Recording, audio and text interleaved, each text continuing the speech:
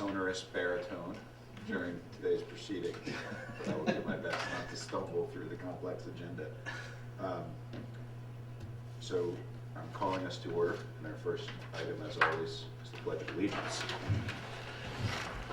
Pledge allegiance to the flag of the United States of America, to the republic for which it stands, one nation, under God, indivisible, with liberty and justice for all. Okay. So our first item is budget review and discussion. Sue, I believe you'll have the floor. So here we are once again talking about the 17-18 budget. It's also on your, it's in your board docs too. Okay. Oh, great. And this is just a review, a little more expanded than what we've been looking at of the expenditure side of the budget. This first portion here is the general support area. It's broken down by Board of Ed, Central Admin, Finance, Staff, Central Services, Special Items. And these are basically most of the items that support the education here at Garrison School. And we're proposing a budget of $1.29 million, which is an increase of $29,864 from this current year.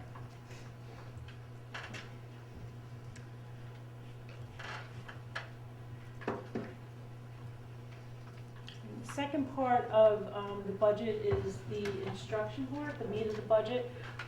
This includes basically everything that is in the instruction part of the budget, including admin. So first part there, admin and improvement, that would be John.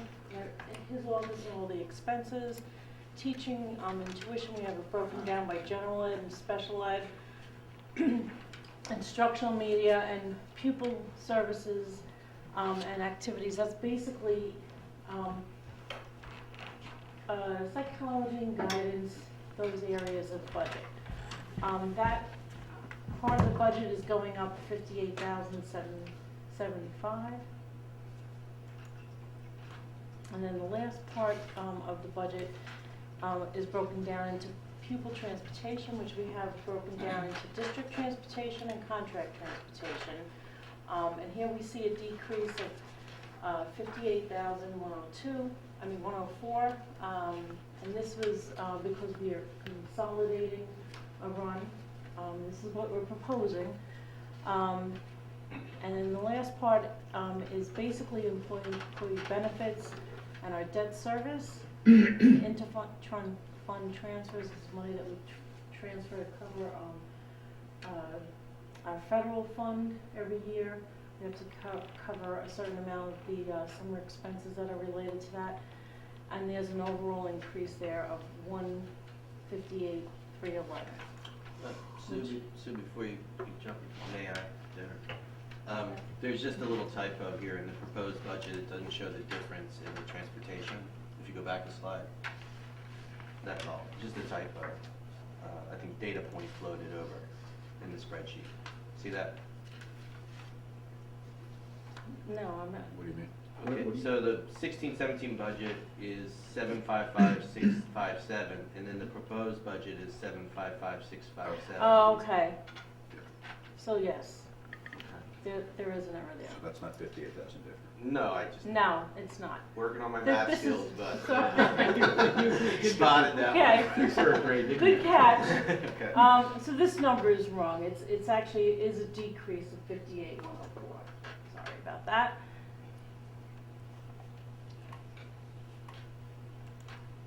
Which brings us to an overall proposed budget of $10,488,807, which is an increase of $188,847. Budget to budget percentage increase of 1.83. And this is the revenue side, where we're getting the money to cover those expenses. So at this point, we're saying that we're going to take $679,146 of appropriated fund balance and reserves. We get other miscellaneous income of $40,500, and at this point, state aid is estimated to be $882,813, which would give us an estimated revenue of $1,602,459, which leaves us to go for a tax levy of $8,878,348, which is about $149,000 increase over last year. That gives us a percentage increase, if you look at the last line here, of 1.71%, which is what our tax cap, allowable tax cap is for this year. It is 171. And I know this is very small. Ask a couple questions before you go. Two questions. One, what happened, there was a discussion a couple of meetings ago about adding to personnel. There was a reading assistant and a teacher's aide. I didn't see much of any increase in teaching costs, so is that no longer in here, or is that still in here? Yep, yes, because you were not at the last board meeting, Right, so okay. to bring up something, Yep. Laura, please Yeah, jump I'm sorry in. if I missed it. That's okay. I don't know if you want to explain that better, after looking at the schedule with John and Laura, we're looking that internally we can fill that piece for a reading teacher. And you might want to add a little bit more into that. The aid is still in here, because that aid is here, and we're anticipating that we're still going to need that aid. What we also took out, looking at the transportation consolidation study, we're looking at we can consolidate the transportation and basically take out one run, which would be a $70,000 savings, so that 58% decrease, $58,000 increase is a combination of costs going up and taking one run out. Okay, and then is the six, if you go up a slide, the 679 of appropriate fund balance and reserves. I remember when, I guess 2 meetings ago, when we had talked about the additional costs and the use of our reserves to balance the budget. Is that some of this is debt service reserves? I'm trying to understand if the 679 is, About in the 200 vernacular, we're using our savings, or is that we're using, is the Yes. bulk of that the debt service money that was allocated for debt service and is there versus Yeah. our kind of discretionary Well, fund about balance? 260,000 of that is coming out of the debt service reserve. About 130 is coming out of the ERS reserve to pay Okay. for that expense. What's ERS again? Employees retirement system, Okay, so that was set aside for a specific reason? Yes. As appropriate, okay. yes. And then that leaves about 300 or something? Yeah, so So there's about 300, the number I always care about is how What much we're of our actually- savings are we using? And I'm Because that's- getting to that. Oh, okay, great. That's great, what okay. the next But slide's that's on. come down, because that was 400 and some when we had the last discussion I was Yep. part of, and now it's come down a bit. We've one less staff, a little less transport, but one, okay, got it. Because at the last meeting, I was asked to bring some information about the fund balance, and the numbers are very small here, so hopefully you can see them on your thing. It basically just to show the history of our fund balance and where we've gone. And instead of going through all the numbers, I'm more interested in the numbers that we've showing at the bottom there to show the increases and decreases in the fund balance in the last 5 years. So if you look in 2013, the fund balance increased by 110,000, and I'm looking at these numbers down here. Yep. In 2014, we decreased it by 95,000. The next year was 108,000. I can't even say it. 156. 156. Okay. And then last year, we were actually able to put money back into the reserves and fund balance of just under 400,000. Yep, I remember that discussion because initially last year, we thought we were going to draw Yes. down by about 200, and then there was a bunch of tuition we didn't have to pay and some other Yep. things that had been held back by night. So we actually saved 300 or 400 Yes. last year. Okay, this is very helpful. Yep. And then as it stands now, the next year number, and I know there's a lot between now and next year, would be minus 300, something like that. Yep, I'm gonna get into that. So what I did was take a snapshot from, there's a fiscal stress tool that you could use on the governor's website, the controller's website, really is what I mean to say. So this basically, this is real numbers here for Garrison in the dark letters, and these are numbers that I plug in anticipating to show where we are. And again, the numbers, the shading here is hard to see, but at the 30% level here is where it says that we'd be susceptible to fiscal stress. We're going into moderate fiscal stress is significant, and we're not there yet. I know that's a conversation that we've had before. You can see that there's a very small slope going in that direction, but we're not there yet. But it's something that I think we have to keep an eye on and look at it in the future. And then I did my own analysis, because again, I brought up last board meeting, somebody asked, like, well, how long is it before we use all our reserves and fund balance? So what I did was just take a look at, if we were to use, say, $400,000 of our fund balance every year, and or $300,000 every year, or $200,000 every year, and where will we start falling off on the cliff? So it's hard to say how much we're actually going to use, because you don't know. Like this year, we're spending a lot more money on subs for a lot of different reasons. So maybe we're going to be using a lot more of our fund balance than I had predicted earlier in the year. But I would say that, I'll be done in a second. I would say that somewhere, we're going to fall somewhere every year between these lines. We're probably going to fall somewhere in those lines. So that being said, worst case scenario at this point that I'm thinking, going 10 years into the future, is we would fall off in 2025. Best case scenario is still good in 2025. I think we'll be somewhere in between, but it's really hard to say, even in this year, how we're going to finish off the year. And just one question, because the numbers you just presented would say minus 650, because we're talking about the Yes. total fund balance, including debt service and all the buckets, right? And that would be, usually we pick some up, because we don't usually use every last dollar of the budget, basically. that would be as if we used every single last dollar of the budget. Normally, we budget conservatively here in Garrison, Yep. so we try to spend conservatively, so we usually have a little bit of money left. So I would say that, we're gonna fall between these lines probably in the next couple of years. I don't see it, Yep. really veering from there. It's very helpful, Chair. Yes. I have no sense of when you get into trouble on fund balances. And so are there any sort of generally accepted thresholds for what constitutes entering the red zone on fund balances?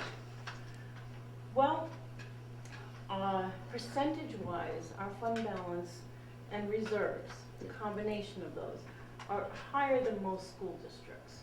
Okay, most school districts probably are in the 20 percentile. We're in about 33%. So I'd say right now we have a very healthy fund balance, and that's a good thing.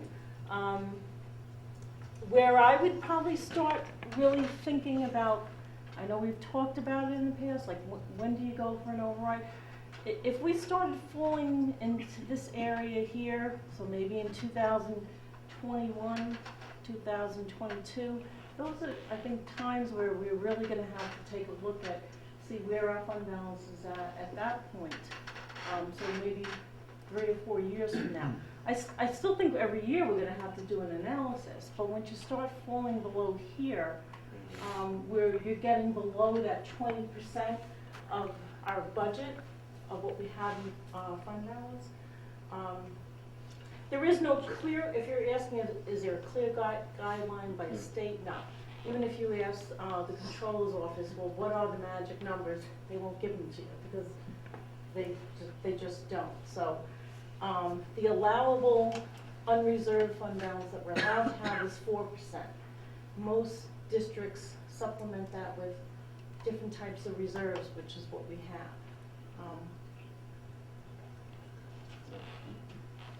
I mean, the other side of this is because we're increasing the budget by what, a point, by a percentage point.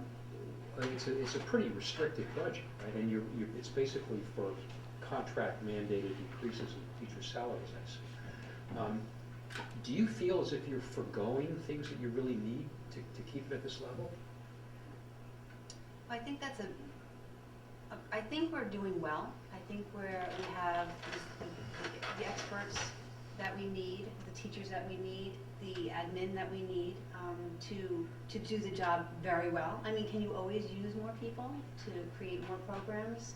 Absolutely. I think that would be a plan, though. That would be a conversation with staff. That would be a plan with administration and the community to say, where else do we want to go? What are some goals we want to set? That would include a cost impact of programs and personnel or Well, technology. Can you comment specifically, I guess, on the reading assistant? I've heard some, a little bit of buzz of people saying, well, I heard we're not going to have one, and how come, and wouldn't one be good and stuff. So I know at some point we thought so. I think for us and for the public, it'd just be helpful to understand how that was thought through. Yes, so the discussion that you were at, we were tasked by the board to say, like, this is a big, we're dipping deep into our pockets with the first proposal that we made of adding a reading teacher as well as a teacher aide that was needed. So we were tasked with come back with concrete ideas and concrete numbers. So we, as an administrative team, got together and said, okay, let's look at the pieces that we could possibly break down and rethink, redesign, restructure, and be creative so that we don't impact the budget so harshly as we did in the first proposal. So the transportation piece, we had a consultant last year who helped us. He rode the buses with Dick Timmons. He looked at our configuration, he looked at the bus stops, he looked at the timing, and he gave us some ideas that we could use. And then Dick reviewed it again and worked the numbers passenger-wise as well as time-wise and figured that maybe we don't need all the buses that we have. So that was a nice consolidation that is workable and it costs less for us. It's a savings for us. Then we looked at inward as, okay, what is our enrollment? How many sections are in a grade? Who do we have on staff? And can we be creative in our thinking? We have lots of experts in the school, educators in the school that could help solve the problems we have in literacy as well as math.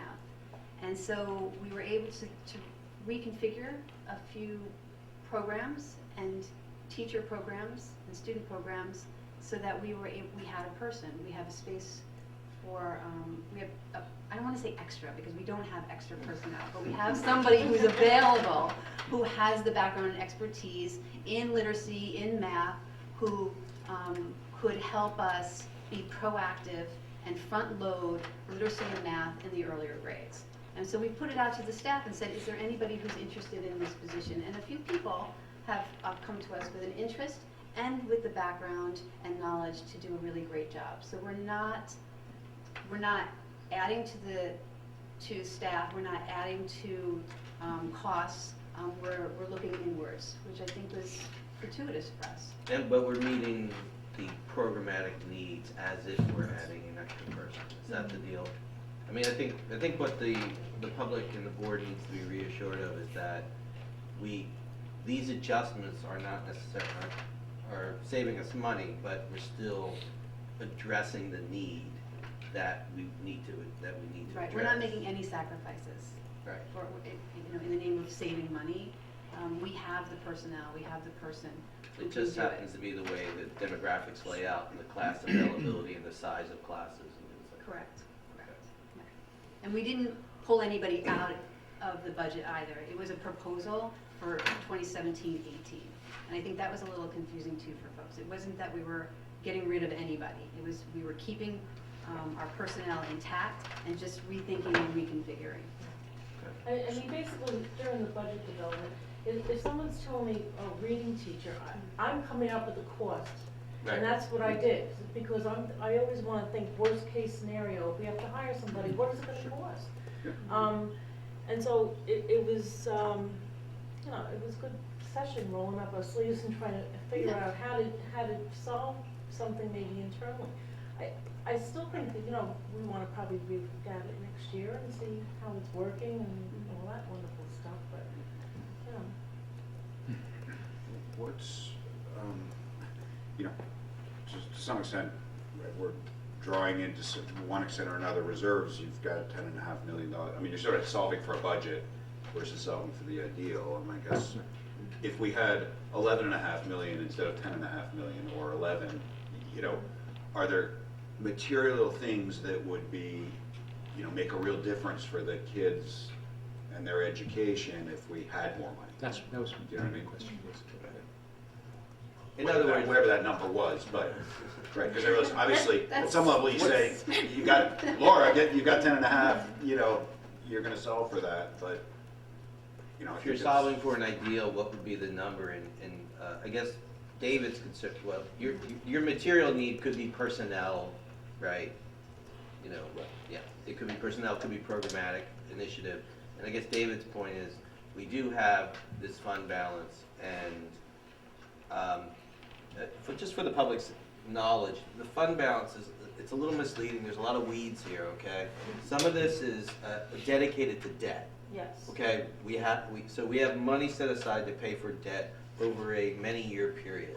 Okay, in this case, it's a 20-year period that built the Yeah. gymnasium. Okay, so every year we have money set aside to pay for that.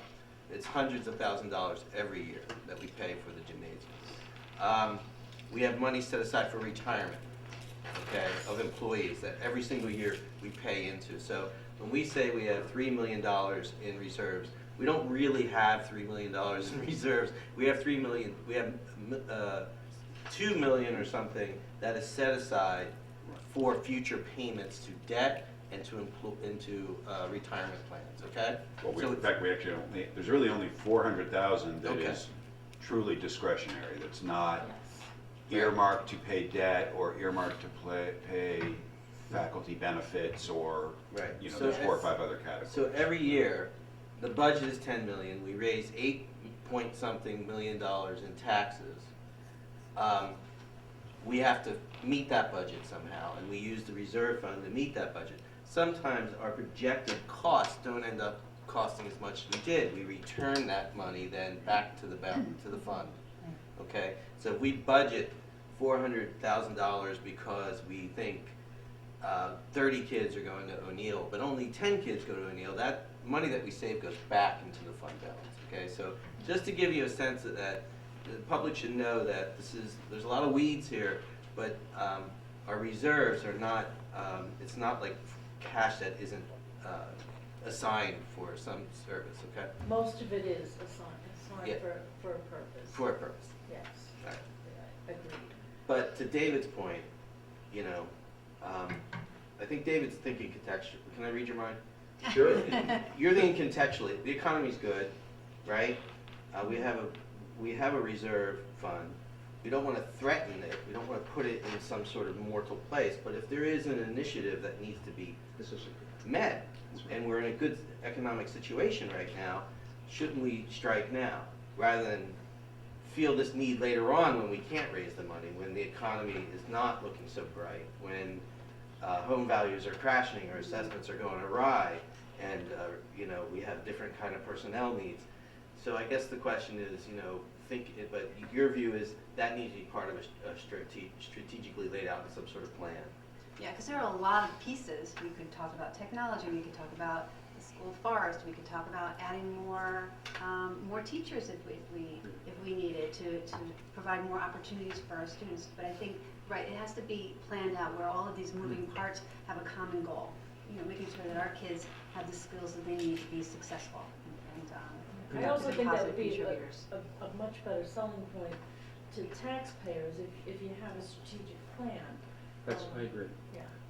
But just to reinforce what James was saying, since we're reading Jeff's minds tonight, we don't want to be in a position several years from now, looking back when, even though we're making America great again, the market crashes and real estate values go down, and we only wish that we had taken advantage of this time to be creative in terms of a in order to plan for what we need. I also think being smart, so if it included personnel, that just doesn't, like, that's forever, right, personnel, so whether it's retirement or benefits, so it's including all of those things that go in perpetuity. And so we can add a lot, but we ought to make sure it's sustainable and maintainable even during the hard times. So I think That's moving true. smartly into the future. Anything else? What happened? Voters say no. Yeah, exactly. If the budget is voted down, we would have to cut 149,191, and that's the actual increase in our tax levy this year. And the new laws basically say that we would have to have the same tax levy as we have in this current year going forward into next year if the budget was voted down. There's also some rules about you wouldn't be able to get student materials and supplies, and you couldn't buy certain equipment and hardware. And next, Sue, can you remind me, the budget vote is a simple majority if it's within the tax cap. To exceed the tax cap is some sort of super majority. I know we're not proposing that, but what is it? 60, okay. 60%. Thank you. And so, the board adoption is the next board meeting, April 5th. Public hearing on the budget is May 3rd, and then May 16th is the budget vote. So, we remember to vote. Thank you, Sue. Okay, thank you. You're here. Next item is superintendent's remarks. Yes, good evening, Garrison. Nice to see you all. I just have 3 items. Just a reminder that we have our roundtable, Drugs Know No Boundaries, on March 28th at 7 o'clock. Roundtable panelists include our very own Mike Williams, who's our guidance counselor.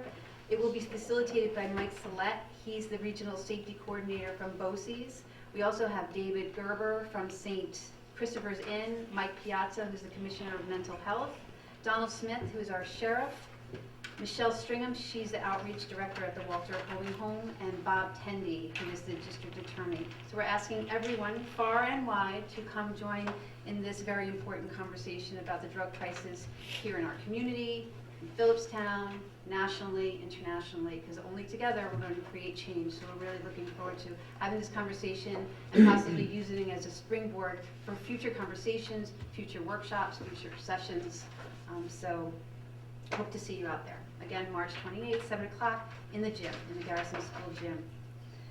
Just wanted to talk a little bit about last Friday. We had a full day professional development learning day, and many teachers spent the morning in accelerated reader and math training with the consultants from the RIC, which is the Lower Hudson Regional Information Center.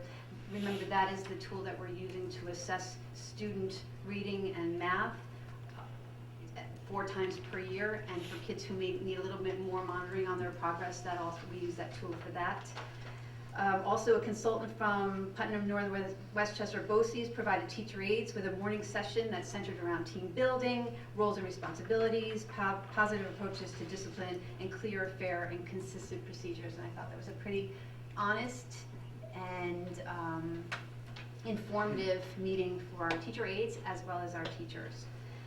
Then in the afternoon, we broke out into teams. So during a past staff meeting, we broke down the district priorities into smaller, manageable pieces, especially around social emotional learning, because it's so large that one team wouldn't be able to manage all of the moving parts that are within social emotional. So we broke it down into responsive classroom, which is it's a program and a practice and an approach to student behavior. So teachers, the teams, which include teachers, administration, and teacher aides, will explore responsive classroom and see if that's a fit for us, or pieces of it could be a fit for us. We also have Cougar Pride and PBIS, and PBIS is another behavior program that we would explore and see if there are pieces that we like or something that we would want to adopt building-wide. We also have emotional RTI, discipline, and mindfulness. So there are some folks who are on all of those teams, some folks on a few of them that just interest them or are passionate about. And then we have the literacy team, and we have the technology team, which is run by Nancy Romano. She does a fine job. She's been doing it for years. And then we have a facilities team, and they're going to meet with our architect and engineer on April 5th after school. So they'll get the full view or lens into the future capital project that we're planning. So we're very excited. So that was the first day that we launched our teams, the first round of our teams. We couldn't do them all, but so conversation is starting. The goal of the teams is really to start to get to know each other, get what's going well, what's not going well, set some short-term goals and set some long-term goals, as well as figure out the tools we're going to use to monitor our own progress so that we can make adjustments where and when needed. So it was a great day. And then lastly, I just wanted to share that the district has been approached by a couple of community members about the possibility of exploring other high school options. So a productive start to this conversation would be to collect foundational information such as the cost of transportation and non-resident tuition. So I just wanted to let the public know and the board know that I'm in the process of collecting this data in preparation for a future discussion. Is there any reason why we can't do that? In other words, if we decide, it's just it's a budget-related thing, transport and so on, but is the tuition, do we know yet whether the tuition is roughly comparable in these other? I've been collecting the data. Okay. Yeah, so That's what it would we're in depend on. preparation, yeah, and And transportation. the other district has to accept us, right? Right. So, They have And to want it. transportation's always been a really big nut on that, and that's come up in the past. so I can bring that information to sort of get it all on the same page and then be able to discuss. I seem to remember in the previous discussion of this that we had to somehow demonstrate that the two high schools we have are failing in some way to meet needs, or am I making that up? I don't think you're making that up. It happens. Only you could say that to him. No, I think no, you're not making that. I think the thought was that, we would, I think, we have two schools, they provide specific programming, specific experiences. And what a third option would somehow be different in kind or nature due to either the size of the school or the particular programming that they're involved in, that there'd be something that would be of difference so that it's not merely, if we were to agree to it, it's not merely taking on a cost or a complication that isn't warranted, right? In other words, if we chose to go to a school district that was, by all intents and purposes, equivalent to Yeah. O'Neill in some way, Then then why would we do that? Okay. So it'd have to be of a difference of kind in some particular way. Either size, sport choices, it could be anything, right? It could be, maybe they do some particular special education or a technological thing that they do that's really interesting that we think our students could benefit.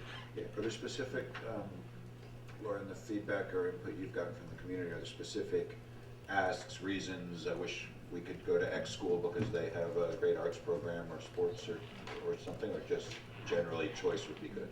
Correct me if I'm wrong, but I think it was more of an interest of exploring the idea. There's no criteria set or expectations or seeming like a problem that's being solved. It's more about, we have two stellar options. Is there a third that we should throw in next? Okay. Bless you. And when did you say you'll have the kind of short list of places we might think about? I've started the list already. Okay. Well, I thought you said, I might have misunderstood, I thought you said you were working on the list and at some point you were gonna share it back, is that? Yeah, and I think some Next meeting. community members would like to come in and talk about or discuss or present. How do you want to take this? So is that at the next board meeting? I'm just trying to give people clarity as to what the follow-up is. I would love to pick Ray's brain too, sort of like how he envisions it as well, so. Would this be a task force, or would this be like a focus group, or how, is this something that you feel like you don't, Well, I think it has to, I think a lot of it is, right now, just foundational information is it doable? Are the costs or the options that we're talking about really going to tap the budget hard? Because we're still under the constraints of the 2% cap. So if it says if we find that the transportation costs are gonna be $80,000 or $90,000, is this something we're gonna For 3 kids. pursue? Are you Right. limiting your inquiry to costs, or are you also looking at schools that might be offering things that our two choices don't have? Well, I think that would really come from conversations with the board and with the community members who are interested in exploring. I'm not sure what folks are looking for, what their ideas are. Have this group given you a tentative list of schools that they're interested in? No. Okay, so then, So is your list just, you drew a 50-mile circle I'm around just going- Garrison? I was just kind of basically? gathering, just sort of to give some examples of, what does this district offer? So can I make a suggestion, guys? We keep asking questions if you want, but Laura, it sounds like you're just starting to do this. Yes.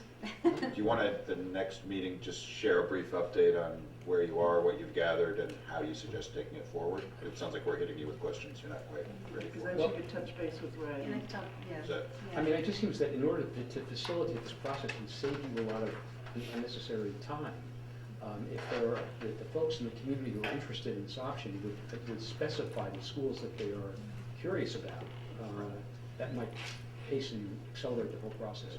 I do have a recommendation. I mean, the obvious thing to do is we had a task force, right, that visited a best practices task force maybe 4 years ago or 3 years ago, where community members went to Chappaqua, Croton, some That was the education committee, right? Mechanical Hills, yeah.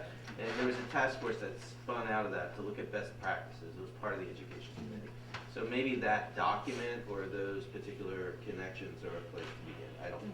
And there was also a high school, in the past, a high school task force as well. Okay. That we found. So maybe it's an overlap, or we can combine those two task force, sort of like, what is the goal? And what are folks interested in that we want, right, to streamline it. But I just wanted to get a little baseline information to see what we're up against, or what we can forge forward. Okay, So I think April 5th is fair. okay. Thank you. Any other superintendent remarks? No, that's it. And John is back. John, you're just in time for principal's remarks. So glad. Good evening, board, good evening, community. I wanted to spend a little bit of my principal's remarks today sort of picking up where Laura started with the staff development day, the professional learning day of last Friday. I always like, if we're going to ask students to stay home with their parents, especially on a week where there was also 2 snow days, to really at least apprise the community of the good professional work that happened during that time. I can tell you children were very upset to have 3 days off. I can imagine. The tears were. So as you heard, the really watching teachers being powered to lead the district's vision by starting to break out into topic-specific groups that are aligned with the district priorities was nothing short of inspiration. To really see them following their interests and to really own that work was something special. But on a day like that, it goes from those very lofty things to a lot simpler things. As a matter of fact, the day started off having the time to meet around one single student. There's a student right now who has a lot of needs for supports. And we had time to come around, all the adults in this building that interact with that student had the time to get together and really do some troubleshooting. And when you looked at all of the adults that are around the room and you see that there's over a dozen of them, and you start to talk about how to support a single child with a half an hour of time, it's also profound. So it's nice to see in a day that it goes from those big ticket things to where the rubber meets the road with what do we do about one kid that really needs some time spent with them. And that's the kind of work that we do on that day. We also look to, you're talking about how we can always better our program. One of the ways that we do it, in addition to looking at how we utilize personnel, is a lot of the resources we have through technology. Earlier in the year, I discussed our interest in implementing some learning tools that work in conjunction with our new assessment series, Renaissance Star 360. And I mentioned accelerated reader and accelerated math, and we've had a few professional learning sessions on them. And the teachers expressed an interest to dive even deeper. And we had the opportunity to pull for a half a day a expert from the Lower Hudson Regional Information Center to go even deeper into how to more fully utilize those 2 learning tools that we purchased. We were able to also have a staff developer from our local BOCES come just to work with all of our teacher aid staff on all sorts of processes and procedures and how to make the experiences during those looser times like lunch and recess even better, and how to work even more effectively as an adult team. We had time to look at new programs. There is a new math program that is aligned with our current K-5 math curriculum that we had an opportunity to spend some time via the web to listen to an expert in that product really tell us what that product could do, could see if that could be a match for even for more fully seeing how we implement the Eureka Math series using K-5. So just wanted to sort of let you know that when we do have that time off for you at home, when your families are home with you, that it is for good reason. There's a lot of work that gets done, and I think you'd be very, very proud of the professional work that our staff does when we're afforded those opportunities. That's it.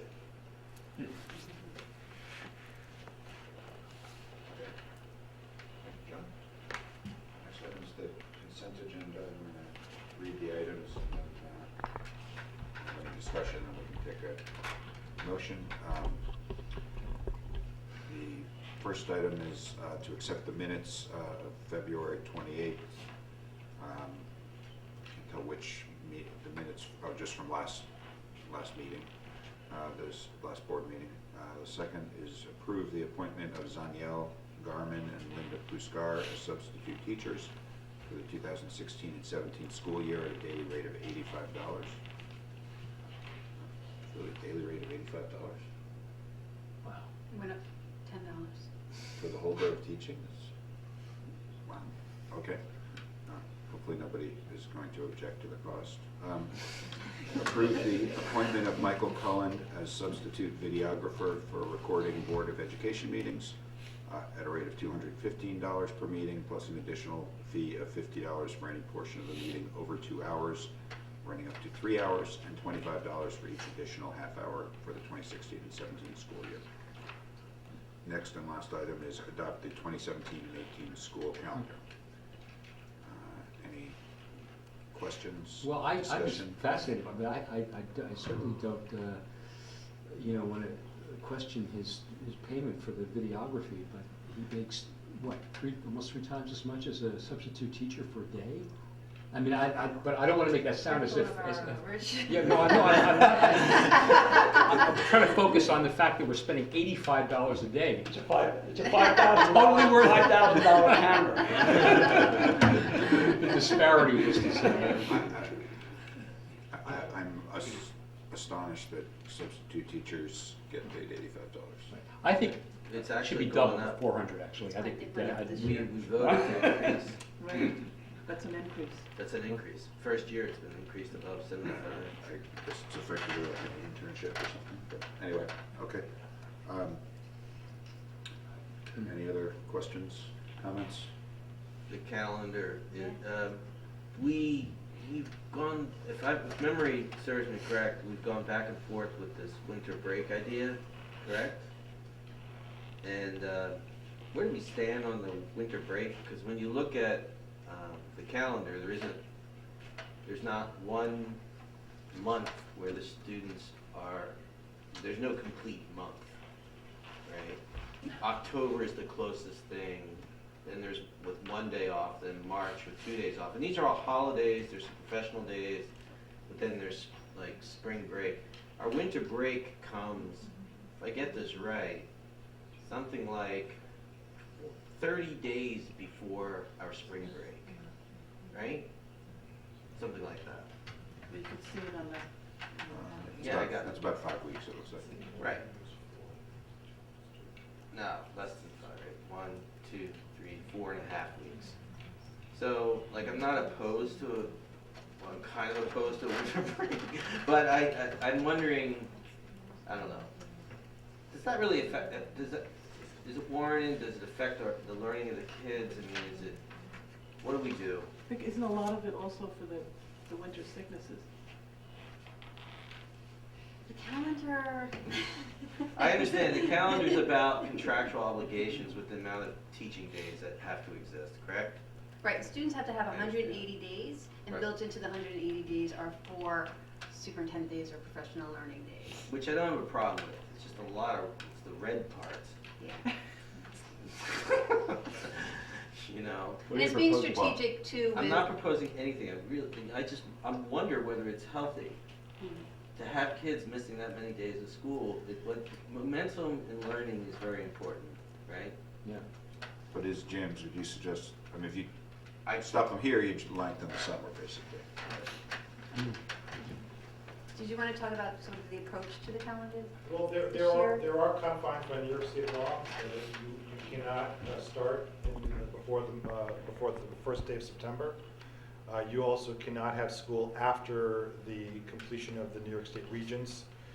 So like the end date is also fixed, you can't extend beyond the 22nd. Sometimes, as in this year, But you could will- end sooner than the 22nd. you can, well, not really, because you have to, allow time for the administration and submission of Regents exams, which we currently do administer here in the district. There are some years where the New York State Board of Regents will allow you to insert one day after the last day of school for professional development, if that district fell short because of school closures.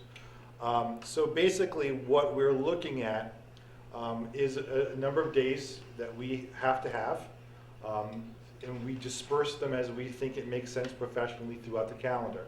So it's not as if we have more or less days than others. It's within the range that everybody else has. It's really where we put them. What we notice as educators is that the winter months get very, very long. That when we do not have adequate blacktop facilities for students to go out and exercise, and day after day they are basically indoors, that we see behaviors, we see a little bit of fidgetiness, we start to see a lot of behaviors that are not conducive to learning. So the idea is that basically to break up the winter months with that February break and to sort of give it time to sort of release those tensions is beneficial. Diana mentioned, and I think the school nurse would agree, that in the middle of cold and flu season, to have a time where we actually do empty the building and allow all germs to subside over the course of its being vacated, oftentimes is a good thing if there does seem to be a particularly, particular season where there are a lot of contagions. So that's really it. We did not have a February break in the 15-16 school year. It was something that was noted as something that was a tough ride for the students. And I think people were appreciative of having it this year, and that's why, as we formulated this calendar, we decided to perpetuate it into next year. It just depends on how many snow days we have, and how many cancellations. Because that week, if it doesn't snow during that week, and it snows the week before, and you get 2 days in a row, or three cancellations, or, 2-hour delays, it builds up in the amount of classroom instruction that's missing. I know in the past it's come up, we've tried to ask if the school can add more snow days in, and I think there's a limit to how many snow days you can put in there. Because we were saying just throw in 5 or 6 and then just give them back at the end of the year, but I don't think that's another rule somewhere that they can't do that. Well, we are allowed to have, we have to have 180 days in. Okay. And those could be inclusive of 4 professional learning days, staff development days. When we add up everything, we have 185 built in, but we can only have include since we can only include 4 of those staff development days, even though there's 185 when you do the math in that pink box, it's really only 183. So there's our 3 snow days we have. That still bring us down to 180. But even when we're down to 180, because we have those extra 2 professional development days that we can't count anyway, we can convert those professional development days into student contact days to still make up and really allocate for a room for 5 5 snow days before we have to bring kids back from a vacation day. So, I'm glad I asked. Yeah, it's an art. did you follow that? Because I can say it Yeah, again. Unfortunately, I did. It is amazing though, and it's not just us, it's all schools, that there's never really one full month. It's very interesting. It's like Columbus. You know,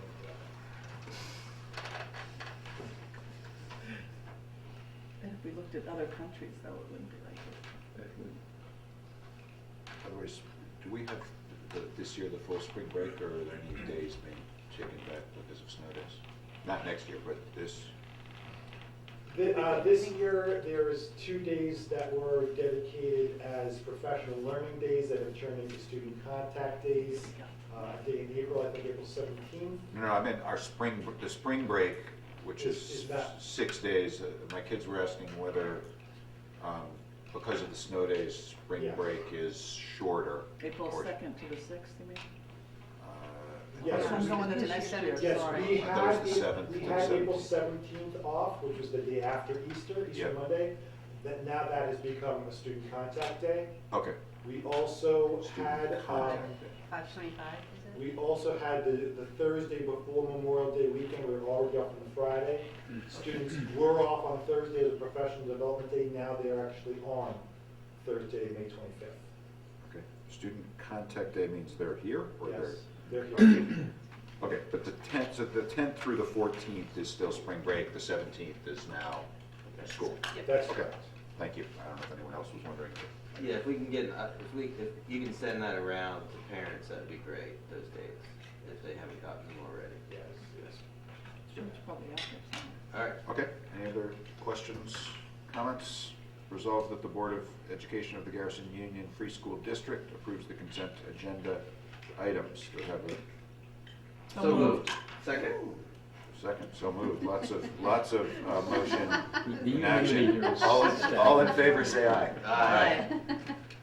No objections. There's some other thing I'm supposed to say. No nays. no nays and no Abstentions. abstentions or whatever? Abstentions. All right. Asking for a vote works too. You guys jumped the gun. It was keen to vote. Action items. There are 2. Discussion items I'm first. sorry. Oh, I saw it. Review Down at the committee. bottom. Review committee minutes. So there are 2 committee minutes, planning committee and technology committee.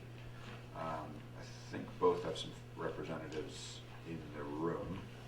And really, the planning committee one was what both John and I shared, what we shared with the planning committee. Yep. And one Okay. idea, we were just trying to figure out ways to engage or involve community members and parents more in the district. And one idea was a possible book club, just a community parent book club around a reading.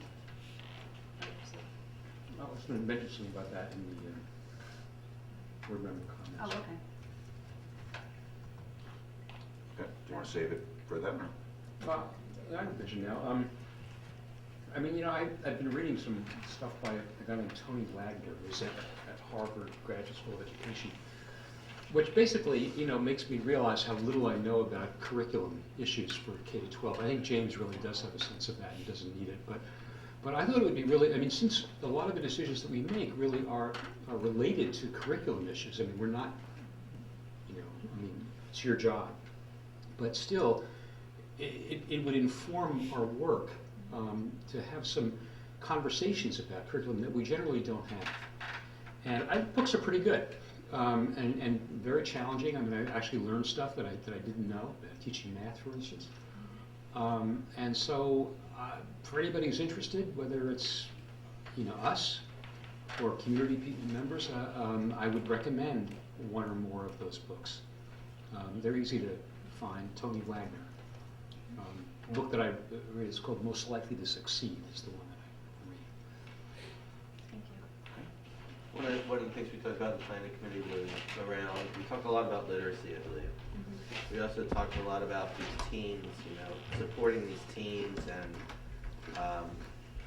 that are going about formulating what it is that these priorities are and how they're going to implement their various strategies, right? And they're going to try things out, and they're going to experiment, and see what works, and then they're going to be able to spread the word to other teachers about what's working, what's not working. So there's a lot of positive, I think it was a fairly positive meeting. And we talked about, projecting into the future, how we evaluate our plans, how we evaluate these programs, and in the supportive sense of what's getting in the way, how can we move forward, how can the people that are implementing these, addressing these priorities, do they have the resources they need? Are these successful? Are we being successful in our interventions, our various initiatives and interventions? So I think that's going to be what turns this summer and into the fall, is looking at, okay, what's the update? Are we communicating our priorities to each other smartly and effectively? So I thought it was a positive meeting. And also, just to add on to that, we had our last budget workshop on Saturday, and some folks came, and we talked about the budget, but it also moved into talking about literacy and where we are and the things that why are we doing the things we do, and how are they supporting our district priorities. So being very articulate about that and very clear and concise. So when we have a performance, or we're having consultants coming in, or we're having DEAR, the week of the DEAR week, they're all feeding our literacy district priority, or they're all feeding our technology, or they're feeding a lot of them, actually. But to just be very clear about that and speak the language of our district priorities. And also during that meeting, we spoke about keeping parents, we don't know exactly what the journey is going to look like, sound like, feel like, but to keep the parents sort of informed that we're going to try this, or this is what we're doing, and not about pointing finger if things fail or don't work out, but just letting people know along the way what we're doing and why we're doing it, and so that parents feel involved in their child's education as well. It's not about like holding people accountable, but it's just sort of we want to move together and support each other together, and then it opens the doors to how can we all support our district priorities. It's not just the teachers, it's just not administration, it's just not the board, but it's all of us. And if we all are very clear about what our district priorities are, we can all feed into it and be a part of the change or the strength or the growth of them. So it was a great unexpected conversation during the budget meeting. I think one of the things that David's pointing to is kind of a community literacy project, Yeah. Or initiative. And there's an opportunity, when we speak of literacy, speaking of test scores is one marker, but there's plenty of other things that we can speak of. And one of the things, time on task. How often is a child reading? How often are we requesting a child reading? How often are the parents and the guardians reading with the child? These kinds of, literacy doesn't happen in isolation with the teacher. It happens as in a cultural context. What are we reading? Are we reading newspapers? Are we just reading screens? Are we reading whole articles? Or where's the news literacy? Where's the information literacy? So literacy is a very comprehensive package, and it's very cultural. So one of the things that we have to do is extend an invitation to the community to participate in that cultural building.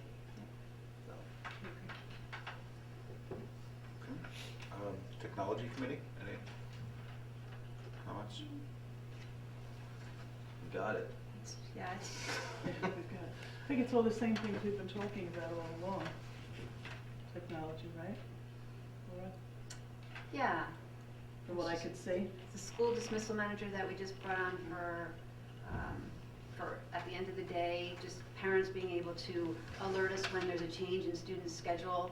They just go on to the tool on their phone or their iPad or their computer and just let us know that there's a change, that their child's not going to go on the bus, their child's going to go with this on a play date. So there's a nice addition of technology to sort of streamline our practices. We're still looking for LCD interactive displays. All of ours right now in the classrooms, we have smart boards and they're out of warranty. So Nancy's been setting up demos with different vendors so that we can see the product, hear what they have to offer, see if it fits our needs. So we're still exploring that. The survey for clarity, it's our third year. So one question, Laura, there's a line here that says the Smart School Bond Act funds this. Is that totally separate from our budget? There's some Yes, funding yes, source that for was from the smart boards state. in schools? It's approximately $78,000. So it should be, it helps a little bit with infrastructure, adding more Wi-Fi access points, as well as these interactive displays. And the parent portal at eSchool, we're going to open a part of the parent portal. So it's mostly going to be about biographical, but just sort of get parents in there, using it. Student schedules, I think for middle school will be in there. For elementary as well? Teacher assignments, yes. Teacher assignments.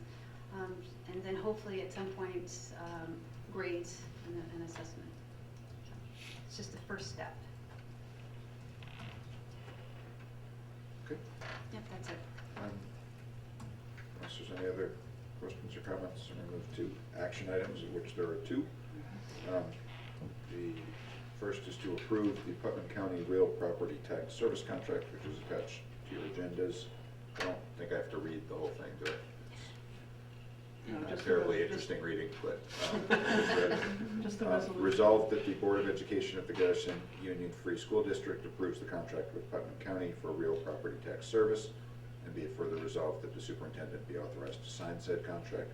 So moved. Second. Does anyone have any questions about it? All in favor? Aye.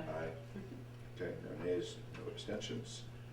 The second motion is to certify lead evaluator for annual professional performance review plan. Again, there's a detailed description of the qualifications for that. Resolved that the Board of Education of the Garrison Union Free School District certifies Susan Hutter as lead evaluator for the building principal as per the attached resolution. So moved. Second. Thank you. All in favor? Aye. Aye. No nays and no abstentions. With that, we're on to congratulations, Susan Hutter. One more thing. One more to thing do. for that hat. And that's. Your 11th hat is One quick question. hereby That's- granted to you. That's a lead evaluator for the principal, correct? Well, you have to assume have, means you manage the process of the evaluation, is that?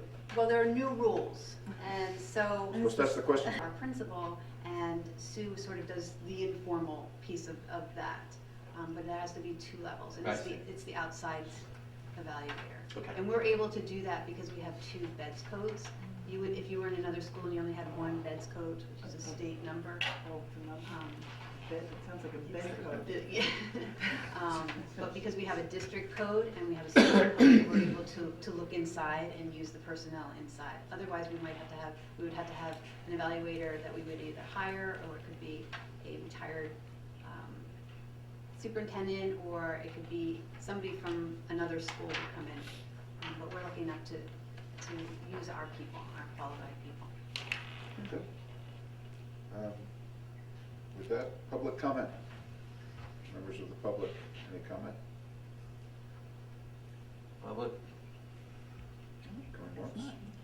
Going twice? Public? It's nice to have public. Okay, glad you're here, even without comment. Board member I think comment. what we should do is we should put on the agenda that maybe we're going to cancel the winter break and put that in the paper. And see how many And have public everybody come people get to come out. And I then- don't know if we want I people mean, we were that way. kidding. But do you have any other thoughts? Things get, I'd like to hear from you. things get misconstrued enough. You don't want to Right. intentionally put out fake news. That's true. Speaking of which, Any other board member comment? do you have any board members? I do. I have just 2 quick things. I wanted to just say that we went to, my girls and I went to see Into the Woods at Haldane. It was astonishing. I mean, I was really impressed. It's at a very high level. I mean, given the number of kids they have in that school, to put out something like that, I don't think I've ever seen a high school production of that quality anyplace. It was just remarkable. They do a really good job there. with God, their high it school. was astonishing. It shouldn't miss that. It's really worth it. Did you see it? No, I didn't. Yeah, it's really good. And the other thing is just to sort of put a final point on that idea of the book. Maybe what would make sense would be for, I mean, that book, there might be betterments to read, but I thought it's definitely a provocative book. And so we could have, I mean, we could send out an invitation. Anybody who wants to just to, have a conversation some Saturday afternoon, 3 weeks or 4 weeks from now, about that book and how it applies to our curriculum. I'm game for that. I want to say one thing about the play. Mhm. They announced at How They last night that all 3 of those shows were sold out. It should have. 3 days, yeah. Just thought I'd throw that out to you. Sorry. That's all right. Any feedback on the, I don't want, I mean, if people gets, in a position or whatever, I don't need to do it, but it might be interesting to just have a free-wheeling conversation. It doesn't have to be just the board, it can be anybody who's interested in, taking on a critic of K-12 curricula issues. So I can set a notice to that effect. You could combine it with book club. Yeah, that's what I mean. Yes. I think it's a good idea. I think it's a good idea. I mean, working with the PTA might be a good place to start. With some of the executive board there, and finding people that'd be interested in talking about it. Maybe some GSEF folks, Sure. because that would be a nice place. Just to increase the conversation in the community about I would love to see, I'd love to see some teachers participate in that process. Great. And, Don't stare at the 2 teachers. I don't know if we have any volunteers, but no, it'd be great, because this is a community school, Right. and I think sometimes we think of our school as this building, but we are a community, and if we can get people, parents and community members, anyone interested in talking about curriculum and some experience with it, especially Right. former educators or current educators that are retired maybe. I think there are plenty of people in the community. If we can, any opportunities where we're breaking down, the separations, okay? I don't want to call them boundaries, because boundaries are important. The boundaries between board and superintendent, the boundaries between the students and the parents, the boundaries between the board and the teachers, etc. Very important. No micromanaging. Well, it's just important to have boundaries, but boundaries should not be excuses for not being human and not being connected and realize we're in this together. That we're in a common pursuit. So any type of activity like that, I'm greatly supportive of. In fact, we should be able to fund the purchasing of books if we have people sign up. I believe the board should be willing to do that. You could take it out of our pay. Good one. Out of Michael's. That's right. Videographer. All right. That's it.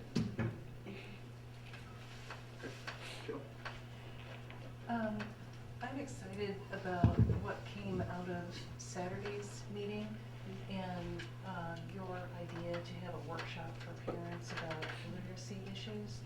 And I also wanted to share that our former board member, Teresa Orlandi, would like to be involved in that, and she's a literacy specialist, so she's very excited about that. Who's on the literacy team, by the way? I can get it to you, but I know representatives from K2, 3, 5, 6, 8, special ed.